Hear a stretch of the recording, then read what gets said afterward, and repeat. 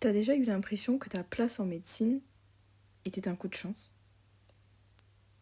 Est-ce que t'as déjà eu peur qu'on se rende compte que t'es clairement pas à la hauteur en fait? Alors si c'est le cas, bienvenue dans le monde du syndrome de l'imposteur. Dans cet épisode, on va mettre des mots sur ce sentiment d'illégitimité qui ronge de nombreux étudiants en médecine et également d'internes, même les plus brillants. On parle vraiment de cette petite voix qui te dit toujours que t'es pas assez et qu'un jour on risque de découvrir que tu bluffes. Je vais te partager un peu mon vécu, les signes concrets que j'ai reconnus et surtout les moyens qui m'ont aidé à sortir de cette étape petit à petit. Et je tiens à dire tout de suite, spoil alerte, t'es pas un imposteur, d'accord? T'es juste un humain dans un système hyper exigeant et ça mérite d'être dit. Le syndrome de l'imposteur, qu'est-ce que c'est? Si on reprenait un peu une définition un peu simplifiée, on se dirait que c'est quand en fait t'as du mal à reconnaître ta propre valeur, quand tu penses que t'es là sous un coup de chance, que t'as trompé un peu tout le monde, et que même quand tu réussis, tu te dis finalement c'est un coup de bol. Et nous en médecine c'est encore plus particulier parce que on a techniquement réussi, puisqu'on est en médecine, donc on a réussi la sélection, on a prouvé qu'on avait les compétences pour continuer à avancer dans le cursus, et pourtant chaque jour on remet en question notre légitimité dans le cursus. Alors que pourtant, on est là. Donc techniquement, on a déjà prouvé qu'on était légitime d'être en médecine. Et ça, c'est très compliqué à gérer au quotidien. Donc je vais vous donner un peu un exemple en ce qui me concerne. Quand j'étais en début d'externat, j'ai commencé à remarquer chez moi vraiment une grosse différence entre ce que j'étais capable de faire à l'écrit et ce que j'étais capable de faire lors des stages, la restitution de connaissances à l'oral, tout ça, discuter de cas et utiliser des termes médicaux, tout ça. Je trouvais qu'il y avait un fossé en fait entre les deux compétences que j'avais. Et il m'est arrivé un truc qui est venu confirmer tout ça. Donc moi, j'étais tout doucement en train de rentrer dans cette idée d'être illégitime d'être là, je commençais à me reposer des petites questions et tout. Et en fait, est venu un élément dans mes études venant confirmer tout ça. Et je pense que je me serais arrêtée à cette mauvaise expérience. Je pense que j'aurais pu décrocher médecine en fait à ce moment-là. Je vais essayer d'être bref. En gros, c'était lors d'une station d'Écosse d'entraînement à la faculté de Nancy. Donc je me retrouve dans une station d'Écosse de cardiologie avec un examinateur qui était un médecin vasculaire. Pas du tout pédagogue, d'accord? Donc c'était tout début des Écosses, on n'était pas très bien entraînés. Et vous connaissez le style des Écosses, même quand on est entraîné, c'est assez impressionnant, on n'est pas forcément très à l'aise. Donc voilà, j'ai commencé ma petite station. J'avais même pas bien lu en plus l'intitulé de la station, donc je rentre un petit peu perdu tout ça, et je commence à examiner, j'essaie de me débrouiller tout ça. Et donc la personne en face de moi voit clairement que je ne suis pas très à l'aise. Et donc c'est à partir, je pense, de ce moment-là que voilà, ça a commencé un peu à mal tourner pour moi. Donc peu de confiance en moi dégagée devant l'examinateur, des termes que j'arrivais pas forcément à sortir, donc qui étaient attendus, vous savez ce qu'on attend de vous dans les stations d'Écosse. Et de là, j'ai commencé à faire des gaffes dans ce que je disais. Par exemple, je me souviens, je devais analyser le CG et sous le stress, au lieu de dire rythme sinusal, j'ai dit rythme sinusoïdal. Donc déjà sur un truc comme ça bête, donc le mec en face de moi il pète de rire. Donc déjà je suis là en mode ah ouais vraiment je suis vraiment nulle, ok. Et donc si ça se serait arrêté là, on se serait dit ok, mais le problème c'est que la station a été coupée sur deux parties. Donc après arrive la deuxième partie où je dois examiner un gaz du sang, une imagerie, etc. Et j'ai du mal à sortir les termes, j'ai du mal parce que vraiment je me sentais pas en confiance, j'avais l'impression de ramer. Et la personne sentait que j'étais pas à l'aise, et du coup, au lieu de me rassurer, de m'encourager, ou parce que de toute façon, à cette époque, il se permettait de commenter pendant nos entraînements, lui, il en a profité pour m'écraser. Donc, il a clairement dit, quand j'ai réussi à trouver au bout de je sais pas combien de minutes, il me dit oh là là, toi, il faut te tirer les verres du nez, parce que tu galères vraiment, tes collègues juste avant, ils ont trouvé très rapidement, voilà. Et puis, bon, j'essaie de me dépatouiller pour la fin de la station, tout ça. Et arrive au moment vers la fin de la station, il me dit franchement, il me dit toi t'es en médecine toi? Il m'a dit franchement mon voisin, il serait plus légitime d'être en médecine que toi. Voilà, on a fini la station sur ce magnifique discours de cette personne. Donc forcément j'ai fini en larmes.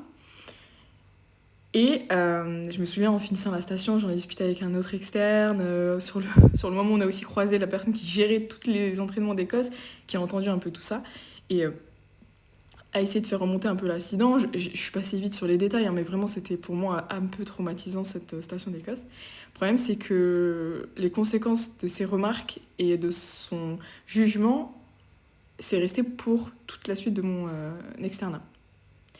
Et donc ça peut vous arriver, mais il faut savoir rebondir sur ça. Et donc, qu'est-ce que ça a eu comme impact sur moi? Bah, à cause de ce genre d'expérience, et bien sûr, vous avez pu comprendre, si vous voulez, j'en ai tellement des histoires à vous raconter, mais bref, ça a créé du doute chez moi. Ah oui, parce que je vous ai pas dit que dans cette station, je disais mal le mot infarctus, j'avais dit infarctus, enfin j'avais un peu trébuché sur le nom, sur le mot, et je me souviens que pendant très longtemps, j'écorchais le mot infarctus. Du coup, je disais infractus ou un truc comme ça, parce que c'était vraiment limite un trauma durant cette station, parce qu'il m'avait repris sur ma façon de dire le mot. Et je me souviens, pendant très longtemps, j'avais du mal à le prononcer correctement. Donc maintenant, je sais dire infarctus. Voilà. Mais pour vous dire, donc ça a eu vraiment des conséquences sur la suite quand même de mon externat. Et ça s'est bien estompé après pendant l'internat. Mais quand même, pendant l'externat, c'était persistant. Donc ça a créé quand même pas mal de doutes sur les termes et des choses que... Parce que nous, vous avez bien compris qu'on a une façon d'apprendre assez autodidacte. Finalement, on apprend beaucoup tout seul. Et donc, surtout si vous êtes un tantinet voilà, dyslexique, ou que vous avez du mal sur certaines choses que vous n'avez jamais entendues en discours classique, c'est dur après d'en parler de vive voix quand vous n'êtes que à lire des choses et vous n'en parlez jamais, vous comprenez? Donc ça, c'est un peu la faute de notre façon d'apprendre dans ce cursus, mais vous y pouvez rien. Et j'y reviendrai plus tard, mais il faudra vraiment vous apaiser le cœur. Quand vous serez interne, beaucoup de choses vont changer, d'accord?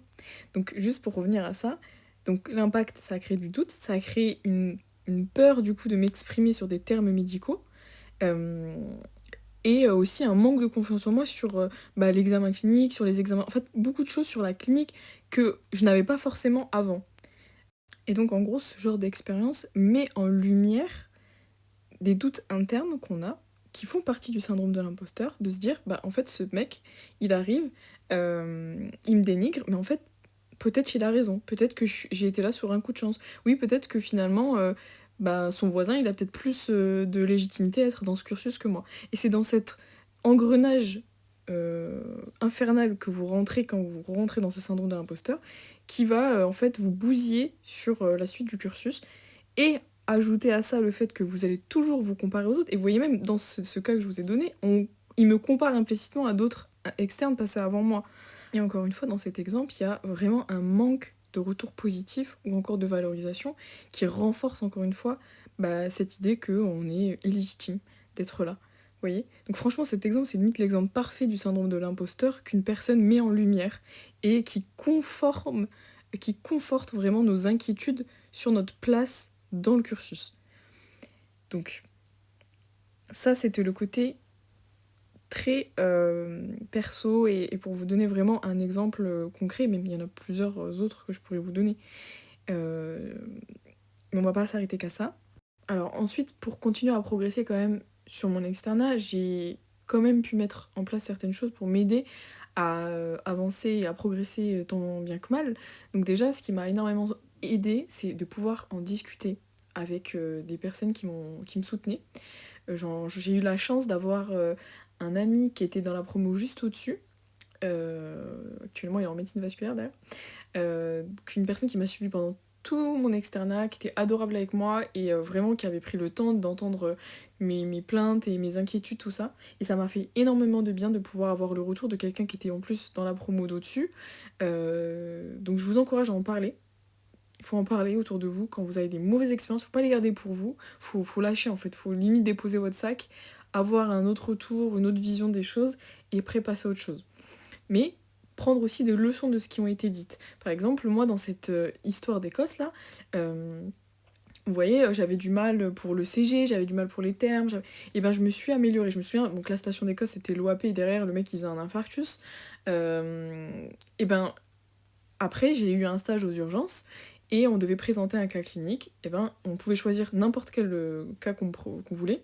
Et moi j'ai voulu parler de l'infarctus parce que je voulais absolument tout comprendre de l'infarctus, pouvoir l'expliquer voilà, devant des gens, pouvoir dire les termes et avoir un médecin qui était censé être bienveillant pour nous corriger s'il fallait. Et effectivement, ça s'était super bien passé et je me sentais très à l'aise sur la station d'infarct.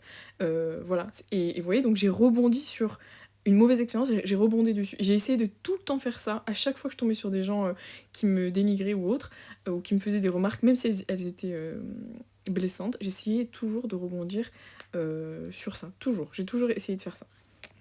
Donc ça, je vous encourage vivement à le faire. Donc parler aux autres, rebondir sur les échecs. Faut pas laisser des choses non sues et tout. Vous êtes censé être dans une progression constante, d'accord. Surtout, essayez de changer votre discours intérieur. Vous dire que à ce moment-là précis, je ne savais pas ces choses-là, je ne savais pas telle chose, je ne savais pas comment faire, mais pour la suite, j'aurai l'occasion de faire différemment. D'accord. Et ça va vous rassurer sur le fait que vous êtes dans un parcours de progression de toute façon. Apprenez aussi à ne pas être trop dur envers vous-même. C'est bien d'être exigeant, mais pas être trop dur. D'accord. Acceptez l'échec, acceptez de ne pas savoir certaines choses et soyez doux envers vous-même. D'accord. Doux envers vous-même. Laissez le temps aussi aux choses d'être assimilées. Et ça, je vous en parlerai quand je ferai une petite vidéo vraiment sur l'internat. Vous allez voir, parce que moi, j'étais vraiment dans ce syndrome à 200%. Et j'en suis un peu moins maintenant dans l'internat, voire plus du tout, je pense. Enfin, en tout cas, une grosse partie s'est supprimée de mon esprit. Je me sens beaucoup plus légitime d'être dans ce cursus. Et je vous expliquerai pourquoi, parce que l'internat, c'est très différent quand même, d'accord. Donc,